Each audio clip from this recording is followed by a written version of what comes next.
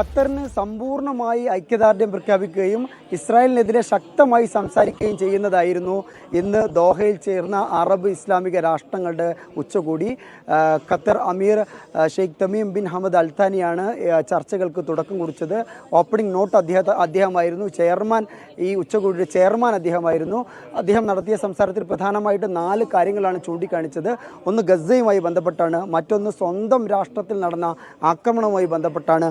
അദ്ദേഹം പറഞ്ഞത് ഇസ്രായേലിൻ്റെ അറ്റാക്ക് അന്താരാഷ്ട്ര നിയമങ്ങളുടെ നഗ്നമായ ലംഘനമാണ്, കോവാർഡ്ലി അറ്റാക്ക്, ഭീരുത്വപരമായ ആക്രമണം എന്നാണ് അദ്ദേഹം ദോഹയിൽ ഹമാസ് ആസ്ഥാനത്തിന് നേരെ നടത്തിയ ആക്രമണത്തെ വിശേഷിപ്പിച്ചത്. അത് ഒന്നാമത്തെ കാര്യം. രണ്ടാമത്തെ കാര്യം, ഗസയ്ക്ക് വേണ്ടി അദ്ദേഹം തുറന്നു സംസാരിച്ചു എന്നുള്ളതാണ്. ഗസയെ താമസിക്കാൻ പറ്റാത്ത ഒരു ഇടമാക്കി ഇസ്രായേൽ മാറ്റിയിട്ടുണ്ട് എന്ന് അദ്ദേഹം തൻ്റെ സംസാരത്തിൽ ചൂണ്ടിക്കാണിക്കുകയുണ്ടായി. അത് മറ്റൊരു കാര്യം, ഗ്രേറ്റർ ഇസ്രായേൽ എന്ന സ്വപ്നം, ഇസ്രായേലിൻ്റെ സ്വപ്നം, അത് അല്ലെങ്കിൽ നെതന്യാഹുവിൻ്റെ സ്വപ്നം, അത് നടക്കാത്തൊരു വ്യാമോഹമാണ് എന്നുകൂടി അദ്ദേഹം പ്രസംഗത്തിൽ ചൂണ്ടിക്കാണിക്കുകയുണ്ടായി. അതിന് പുറമെ അദ്ദേഹം പറഞ്ഞത് ഗസ മീഡിയേഷന് വേണ്ടി ഖത്തർ നടത്തിയ ശ്രമങ്ങളെക്കുറിച്ചാണ്. ഒരുപാട് ശ്രമങ്ങളാണ് ഗസയിലെ വെടിനിർത്തലിന് വേണ്ടി ഖത്തർ ഈജിപ്തുമായും അതുപോലെ US-ഉമായും ചേർന്ന് നടത്തിയത്. എന്നാൽ അതെല്ലാം ഇല്ലാതാക്കുന്ന തരത്തിലായി പോയി ഇസ്രായേലിൻ്റെ പ്രതികരണം, ഇസ്രായേലിൻ്റെ ആക്രമണം എന്നുകൂടി അദ്ദേഹം പറയുകയുണ്ടായി.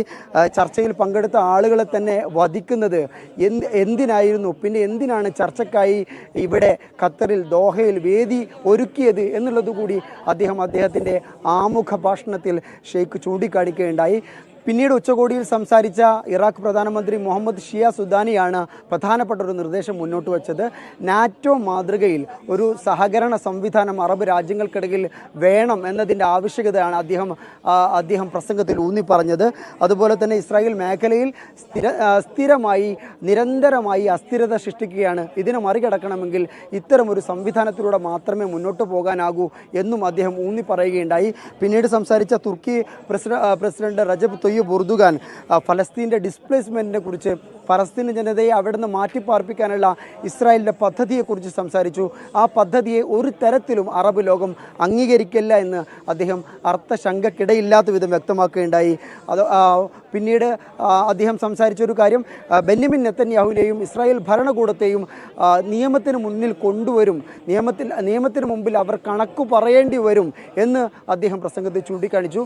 പിന്നീട് സംസാരിച്ച ഇറാൻ പ്രസിഡന്റ് മസൂദ് പെസഷ്കിയാൻ, അദ്ദേഹം ഖത്തറിൽ ഇസ്രായേൽ നടത്തിയ ആക്രമണം നഗ്നമായ അന്താരാഷ്ട്ര നിയമങ്ങളുടെ ലംഘനമാണ് എന്ന് പറഞ്ഞതിൻ്റെ ഒപ്പം തന്നെ ഒരുപാട് രാഷ്ട്രങ്ങളെ ഈ സ്വയം പ്രതിരോധം എന്ന പേര് പറഞ്ഞ് ഇസ്രായേൽ ഈ വർഷം ആക്രമിച്ചു എന്നുകൂടി പറയുകയുണ്ടായി. സ്വന്തം രാഷ്ട്രത്തിന് നേരെ ഇസ്രായേൽ ഈയിടെ നടത്തിയ ആക്രമണത്തെ സൂചിപ്പിച്ചായിരുന്നു അദ്ദേഹത്തിൻ്റെ വാക്കുകൾ. അറബ് ഇസ്ലാമിക ഉച്ചകോടിയിൽ അസർബൈജാൻ അടക്കമുള്ള രാഷ്ട്രങ്ങൾ പങ്കെടുത്തു എന്നത് ശ്രദ്ധേയമാണ്. നമുക്കറിയാം, അസർബൈജാൻ നേരത്തെ ഇസ്രായേലിന് ഓയിൽ സപ്ലൈ ചെയ്തിരുന്ന രാഷ്ട്രമായിരുന്നു. അങ്ങനെ അറബ് ഇസ്ലാമിക രാഷ്ട്രങ്ങൾ 50-ലേറെ രാഷ്ട്രങ്ങളാണ് ഇന്നത്തെ ഉച്ചകോടിയിൽ ഇസ്രായേലിനെതിരെ ഉച്ചകോടി നടന്ന സ്ഥലത്തു നിന്നാണ് വിവരങ്ങൾ നൽകിയത് അബ്ബാസ്.